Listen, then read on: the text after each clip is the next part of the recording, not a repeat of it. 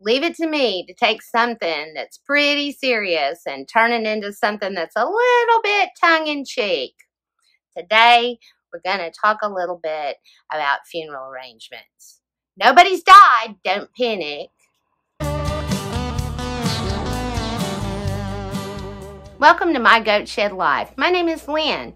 I live in what used to be an abandoned old goat shed, leaving people to wonder, what in the world is that woman up to now? Today I want to talk to you a little bit about funerals. I know that funerals are not something that most people want to talk about. They have come up with the term pre-needs. And what that is where a person, an individual, can determine the kind of funeral they want to have, and they can prepay for that funeral because funerals can be extremely expensive, so that when they pass away, their funeral is already paid for. They can tell everyone what their wishes are and pick everything out in advance as much as they like. My mother, darling soul that she is, who just turned 88, by the way. As an aside to this, I noticed a kind of strange phenomena this year. My mother and my son share a birthday. And on their birthday, my mother turned 88. My son was born in 1988. And my son turned 32. And my mother was born in 1932. If there are any mathematicians out there that can tell me that this is a common thing mathematically, it has totally and completely stumped me. In 2004, my mother determined that she would go ahead and prepay for her funeral so that when the time arose, everything was already paid for and there would not be a giant expense. Many years before that, my grandfather purchased some cemetery plots for his family should the need arise. These were probably purchased prior to my birth, so the plot is paid for. My mother also, sometime around that same time, I suppose that she purchased a funeral, purchased a headstone. So one would think, okay, we have the plot, we have a headstone, and we have everything we need to conduct a funeral. And so all of the needs are taken care of. Au contraire, this is not the case, my friend. There's one thing that's left out. Does anybody know what that is? If you haven't already, please subscribe to the channel and hit that little bell, ding-a-ling, so you'll get notifications of my future antics. Go ahead, do it. Become a shed head. We have a lot of fun here at the Goat Shed, most of the time. Somebody's got to dig the hole. Now, I'm only aware of this because I was involved in my grandmother's funeral arrangement some 10 years ago. And otherwise, I would think that all of the expenses were covered. Because my mother received a stimulus check, I saw it as a perfect opportunity, if at all possible, to make arrangements with the cemetery to go ahead and pay for the cost of digging the hole. And they're not going to let somebody else, you don't think you're going to grab 6 of your friends and some shovels and go out there and dig the hole, or even if you own a backhoe, they're not going to let you in there to dig the hole. Only they will dig the hole. They got you. They get you coming in and they get you going out. So I had contacted the cemetery where the plot is, and in my mind all I was thinking was, how much is this going to cost so that I could set it up, and then all of the pre-needs for my mother would be taken care of. But they made it out like we had to have this appointment, we're gonna have this important meeting, and I'm just thinking, okay, I just really want to know how much for the hole.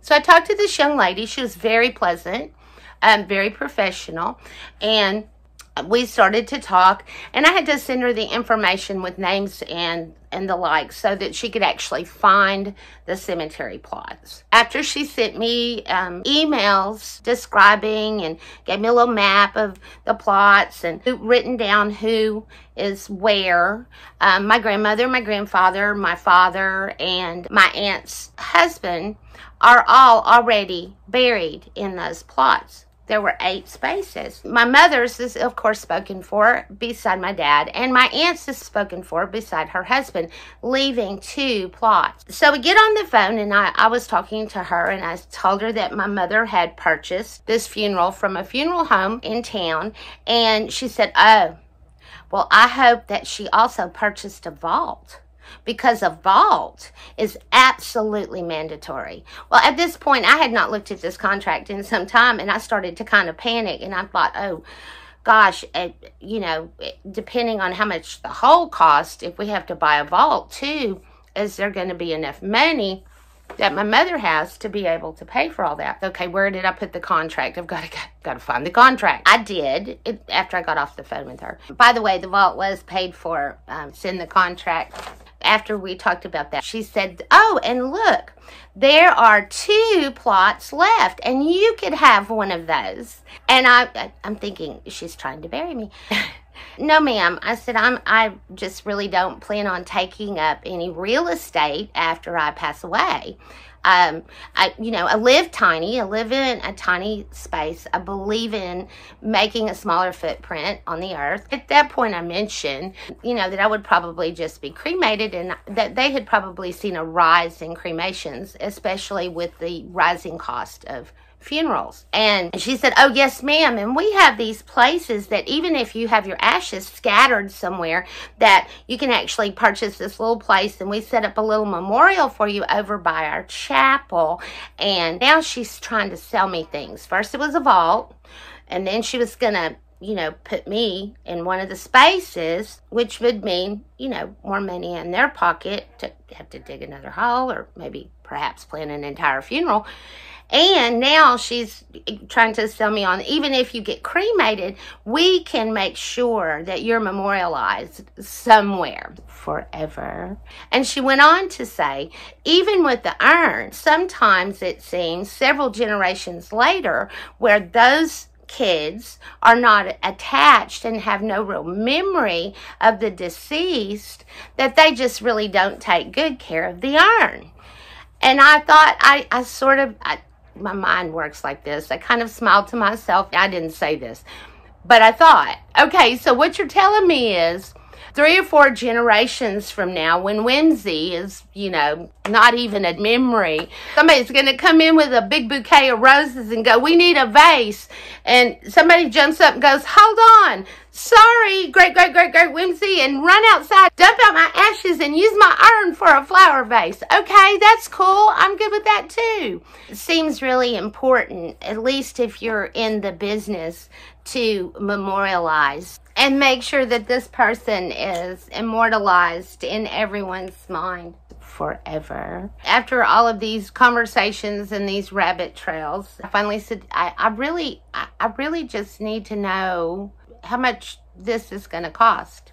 I don't need all these other things that I really felt like she was trying to sell me. And she was so sweet about it. She was good. And she said, that'll be $18.95. And I'm like, for a hole?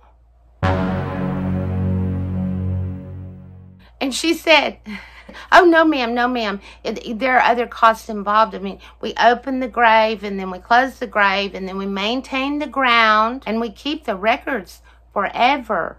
Again, forever. Our memory is being immortalized forever. If a regular funeral is somebody's thing, judgment there. I have my own beliefs and views, and certainly my mother wants to be buried in a very traditional way, which I have every intention of doing. What if I put down, $1,200? And she said, well, if you wanted to put down $1,200, and I mean, she was fast, then the payments would be blah, blah, blah, and 61 cents for 36 months, and that's with no interest. They're going to get this $2,000 by hook or by crook. And, of course, if you need the whole before the 36 months is up, I'm sure it would be due upon receipt. So I don't mean to make light of this serious situation. There were just a couple of things about it, and my mind is crazy. In the past, I've actually done some other videos on elder care, and I will post them right up here if you're interested in watching.